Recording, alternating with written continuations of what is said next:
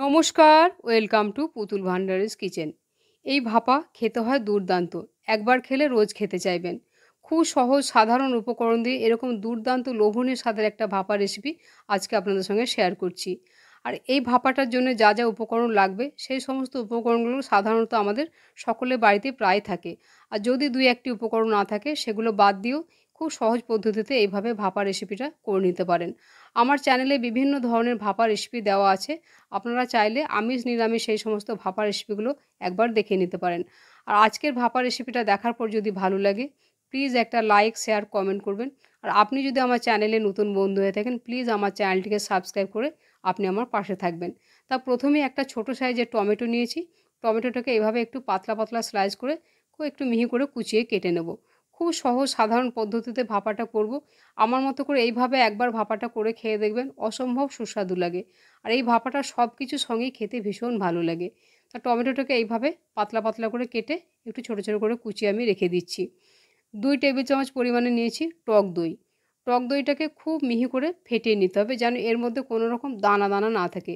যত ভালো করে টক দইটাকে ফেটানো হবে তত যে আমি ভাপাটা বানাবো সেই গ্রেভিটা একেবারে স্মুথ হবে। তাই একটু সময় নিয়ে টক দইটাকে এইভাবে ফেটিয়ে নিতে হবে। একটুখানি টক দই দিয়ে ভাপাটা করলে খেতে বেশ ভালো হয়, একটু ঝাল টক মিষ্টি স্বাদের হয়, খেতে খুব ভালো লাগে। আজকের ভাপাটার জন্য প্রথমে আমি একটা মশলা করে নেবো। তার জন্যে টেবিল চামচে 1 চামচ পরিমাণে দিয়ে দিচ্ছি সর্ষের তেল একটা তড়কা প্যানের মধ্যে। অল্প একটু মশলা আমি তৈরি করব। 1 চিমটে পরিমাণে প্রথমে আমি তেলের উপরে নুন দিয়ে দিচ্ছি। একটা মাঝারি সাইজের কোচানো পেঁয়াজ দিচ্ছি, খুব মিহি করে কুচিয়ে নিয়েছি।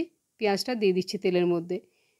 পেঁয়াজের মধ্যে একটু যদি নুন দিয়ে ভাজা হয় পেঁয়াজটা খুব তাড়াতাড়ি নরম হয়ে যায় আর পেঁয়াজটা পুড়েও যায় না। চা চামচে 1 চামচ পরিমাণে আদা রসুন বাটা দিয়ে দিলাম। এখন এটাকে কম আঁচে বেশ কিছুক্ষণ নাড়াচাড়া করে এই মশলাটাকে ভালো করে কষিয়ে নিতে হবে। বেশ কিছুক্ষণ এরকম যখন কষানো হয়ে যাবে খুব সামান্য পরিমাণে আমি দিচ্ছি একটুখানি ঝাল লঙ্কার গুঁড়ো। এটা সম্পূর্ণ অপশনাল। যদি আপনারা এটা দিতে না চান তাহলে এটা বাদ দিয়ে দেবেন, কারণ ভাপাটা আমি করব কাঁচা লঙ্কা দিয়ে। লঙ্কা গুঁড়োটা দেওয়ার পরে একবার ভালোভাবে এটাকে নাড়াচাড়া করে দিচ্ছি। খুব ভালো করে মশলাটা কষিয়ে নিতে হবে যাতে কোনো রকম কাঁচা ভাব না থাকে, পেঁয়াজটা যাতে নরম হয়ে যায়। বেশ কিছুক্ষণ কষিয়ে নেওয়ার পরে সামান্য 1 চিমটি পরিমাণে হলুদ দিচ্ছি। এই ভাপাটার মধ্যে হলুদ চাইলে আপনারা না দিতে পারেন, দেখতে ভালো লাগার জন্য একটু হলুদ দিলাম। হলুদটা দেওয়ার পরে খুব ভালো করে কষিয়ে নিচ্ছি। তেলটা আস্তে আস্তে ছাড়তে শুরু করে দিয়েছে। সমস্ত কিছু খুব ভালোভাবে কষানো হয়ে গেছে। এরকম যখন কষানো হয়ে যাবে তখন গ্যাসের ফ্লেমটাকে অফ করে দিয়ে তড়কা প্যানটাকে নামিয়ে একটা সাইড করে আমি রেখে দিচ্ছি। এখন আমি একটা মশলার পেস্ট করব। তার জন্য আমি একটা মিক্সির জার নিয়ে নিচ্ছি। মিক্সির জারের মধ্যে 4 চামচের হাফ চামচ পরিমাণে দিয়ে দিচ্ছি হলুদ সর্ষে আর 4 চামচের হাফ চামচ পরিমাণে দিয়ে দিচ্ছি কালো সর্ষে আর 4 চামচের 1 চামচ ভর্তি করে দিয়ে দিচ্ছি পোস্ত। সামান্য 1 চিমটে পরিমাণে নুন দিয়ে যদি সর্ষে বেটে রাখা যায় তাহলে সর্ষেটা তেতো হয় না। 1 চিমটে পরিমাণে নুন দিয়ে শুকনো অবস্থায় এগুলোকে কিছুক্ষণ আমি ঘুরিয়ে নিয়েছি মিহি করে।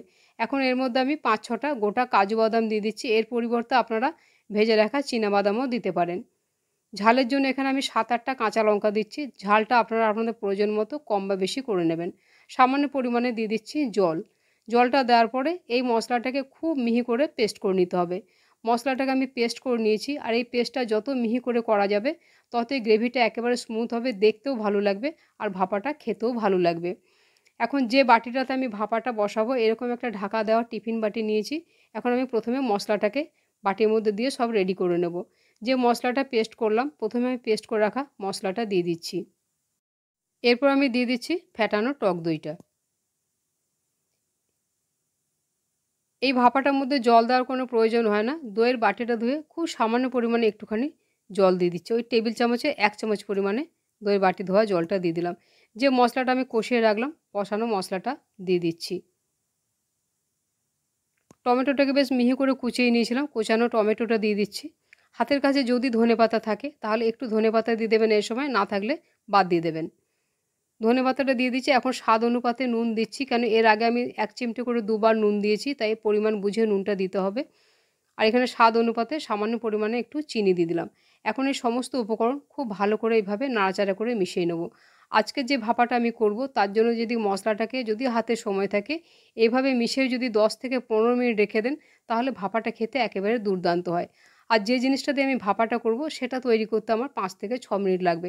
তাই প্রথমেই মশলাটাকে এইভাবে রেডি করে এটাকে আমি 10 মিনিটের জন্য রেস্টে ঢাকা দিয়ে রেখে দেবো। মশলাটাকে সমস্ত রেডি করে নিয়েছি, এখন এটাকে আমি ঢাকা দিয়ে একটা সাইড করে আমি রেখে দিচ্ছি। একটা সসপ্যানের মধ্যে কিছুটা পরিমাণে জল নিয়ে 1 চিমটি পরিমাণে নুন দিয়ে দিচ্ছি। নুন দেওয়ার পরে এই ঠান্ডা জলটাতে মধ্যে আমি ডিম দিয়ে দিচ্ছি। আজকে আমি করব ডিম ভাপা, তার জন্য 3টে ডিম দিয়ে দিচ্ছি। এখন গ্যাসের ফ্লেম অন করে দিয়ে এটাকে 5 মিনিটের জন্য এভাবে ফুটিয়ে নেব। 5 মিনিটের মধ্যেই ডিম সেদ্ধ হয়ে গেছে ভালোভাবে। ডিমগুলোকে জল থেকে তুলে ঠান্ডা জলের মধ্যে দিয়ে একটু ঠান্ডা করে দিয়ে ডিমের খোসাগুলো ছাড়িয়ে নিয়েছি। এখন ডিমগুলোকে আমি মাঝ বরাবর 2 টুকরো করে কেটে নেব। আমার মতো করে যদি এইভাবে ডিম ভাপাটা করেন, দেখবেন একবার এইভাবে যদি করেন বারবার এইভাবে করে খেতে ইচ্ছে করবে। আর ডিম ছোট থেকে বড় সকলেই খেতে ভীষণ ভালোবাসে। আর এই ভাপাটা সব কিছুর সঙ্গেই খেতে একেবারে দুর্দান্ত লাগে। ডিমগুলো যদি এইভাবে 2 টুকরো করে কেটে ভাপা করা যায় তাহলে ভেতরে মশলাটা ঢোকে, তার জন্য খেতে খুব ভালো হয়। এদিকে মশলাটা আমি 10 মিনিট প্রায় রেস্টে রেখে দিয়েছিলাম। খুব সুন্দরভাবে মশলাগুলো সেট হয়ে গেছে। এখন কেটে রাখা ডিমগুলো এই মশলাটার মধ্যে আস্তে আস্তে করে বসিয়ে দিচ্ছি। ডিমের সব রেসিপি ছোট বা বড় খেতে ভীষণ ভালোবাসে। তো এইভাবে ডিম ভাপাটা যদি খুব সহজেই করে নেন দেখবেন বাড়ির সকলেই খুব পছন্দ করবে। ডিমগুলো বাটির মধ্যে দেওয়ার পরে একটা চামচ দিয়ে এই যে মশলাটা এই ডিমের ওপরে দিয়ে দেবো। সমস্ত ডিমগুলোকে এইভাবে মশলা দিয়ে ঢেকে দেবো, তাহলে ডিমের ভেতরে মশলাটা ঢুকে যাবে, ভাপাটা খেতে একেবারে দুর্দান্ত লাগবে। সমস্ত ডিমগুলোকে এইভাবে দেখুন মশলা দিয়ে আমি পুরো ঢেকে দিয়েছি। এখন এখানে আমি 4-5টা কাঁচা পাকা লঙ্কা গোটা অবস্থায় দিয়ে দিচ্ছি। লঙ্কাগুলো চিড়ে দেবো না, তাহলে খুব বেশি ঝাল হয়ে যাবে। চাইলে এগুলো ভাত দিয়ে মেখেও খাওয়া যেতে পারে। এখন ওপর থেকে দিয়ে দেবো সামান্য 4 চামচে 1 চামচ পরিমাণে কাঁচা সর্ষের তেল। যে কোনো ভাপাতে একটু কাঁচা সর্ষের তেল দিলে তবেই গন্ধটা বেশ ভালো লাগে। এখন টিফিন বাটির ঢাকনাটা বেশ ভালো করে টাইট করে বন্ধ করে দিচ্ছি। এদিকে আমি গ্যাসের মধ্যে বেশ কিছুটা জল বসিয়ে দিচ্ছি কড়াইয়ে করে। এখন একটা স্ট্যান্ড বসিয়ে দিলাম। জলটা যখন গরম হয়ে যাবে তখন টিফিন বাটিটা স্ট্যান্ডের উপরে রেখে দিলাম। খেয়াল রাখতে হবে যেন টিফিন বাটির ওপরে জলটা উঠে না যায়, তাহলে টিফিন বাটির মধ্যে জল ঢুকে যেতে পারে। কম আঁচে এটাকে এখন 6 থেকে 7 মিনিটের জন্য ভেপারে আমি হতে দেবো। প্রায় 6-7 মিনিট ভেপারে হতে দিয়েছি। এখন আমি ঢাকাটা খুলে দিচ্ছি। ঢাকাটা খুলে দিয়ে গ্যাসের ফ্লেমটাকে অফ করে দিয়ে বাটিটাকে খুব সাবধানে ধরে নামিয়ে নেব। নামিয়ে একটুখানি ঠান্ডা করে তারপর আপনাদের দেখাচ্ছি যে ডিম ভাপাটা কেমন হয়েছে। বাটিটা আমি নামিয়ে নিয়েছি, এখনও হালকা হালকা গরম আছে, তা ঢাকাটা আমি আস্তে আস্তে খোলার চেষ্টা করছি। ঢাকনাটা খুলে দিয়েছি। দেখুন ডিম ভাপাটা দেখতে কত লোভনীয় হয়েছে, একেবারে দুর্দান্ত লাগে খেতে। আজকের এই ডিম ভাপা রেসিপিটা আপনাদের যদি ভালো লাগে প্লিজ একটা লাইক শেয়ার কমেন্ট করবেন। আর আপনি যদি আমার চ্যানেলে নতুন বন্ধু হয়ে থাকেন প্লিজ আমার চ্যানেলটিকে সাবস্ক্রাইব করে আপনি আমার পাশে থাকবেন। রান্নাটা সম্পূর্ণ দেখার জন্য ধন্যবাদ। তাহলে আবার অন্য কোনো দিন দেখা হবে অন্য কোনো রেসিপিতে। সবাই ভালো থাকবেন। নমস্কার।